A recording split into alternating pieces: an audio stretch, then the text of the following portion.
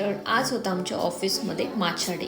म्हणजेच की काय, तर आमच्या ऑफिसमध्ये एक बाहेरून कलिग आली होती माछाचं प्रोडक्शनचं त्यांची ॲडव्हर्टाइजमेंट करायला. तर ती आम्हाला शिकवत होती की माछा टी कशी बनवायची. माझ्या आयुष्यात मी कधी हे ट्राय केलं नव्हतं. तर आमच्या ऑफिसमध्ये काम असतं, पण कामाच्या सोबत ह्या लोकांचं बाकीही ॲक्टिव्हिटीज असतात. त्यांचं असं असतं की जास्त काम नको, काहीतरी थोडं वेगळं.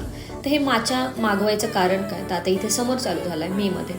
तर ते म्हणतात की थोडंसं रिलॅक्सिंगसाठी तुम्ही ते प्या. तर मग तिने शिकवलं. मी म्हटलं मी पण बनवून बघते.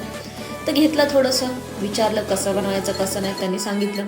मग म्हटलं जरा बघू, आपण पण ट्राय करू. कधी खाल्लं नाही, सॉरी पिलं नाही. तर म्हटलं करते. थोडंसं वेगळं वाटत होतं, काहीतरी नवीन. म्हटलं पण करून बघूया ना ट्राय, त्याच्यात काय.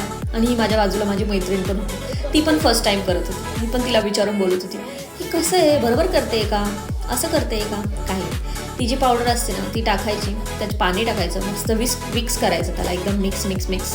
ते झालं की त्याच्यामध्ये फोम आला की मस्त साईडला दूध घ्यायचं. आणि दुधामध्ये मी हे फ्लेवरवालं हे टाकलं होतं, व्हॅनिला सिरप, कारण की थोडंसं गोड होण्यासाठी. तर मला ते लोक बोलले व्हॅनिला सिरप का टाकलं, ते कोकोनट मिल्क होतं, तर तो कोकोनटवाला सिरप टाकायचं. पण मी म्हटलं आता जाऊ दे. मग ते झालं, त्याच्यानंतर जे आपण मिक्स केलेलं ते दुधामध्ये टाकून द्यायचं. त्याच एवढी इझी असते ती माछा टी. मी तर कधी पिली नव्हती, पण आज फर्स्ट टाईम बनवली, ऑफिसमध्ये आले म्हणून. आणि ती खूप दिसायला तर खूप सुंदर वाटत होती. आणि आता माझा हा ट्रायल होता, ते बोलले जरा टेस्ट करून बघ. तर म्हटलं बघू काहीतरी. एवढे लोक बोलतात माछा टी. तर आज ऑफिसमध्ये आले आणि मी बनवलं आणि तसं बघितलं, ते खरंच छान होतं. मला पण आवडलं. तुम्ही देखील ट्राय करू शकता माछा टी. त्याच कर. बाय.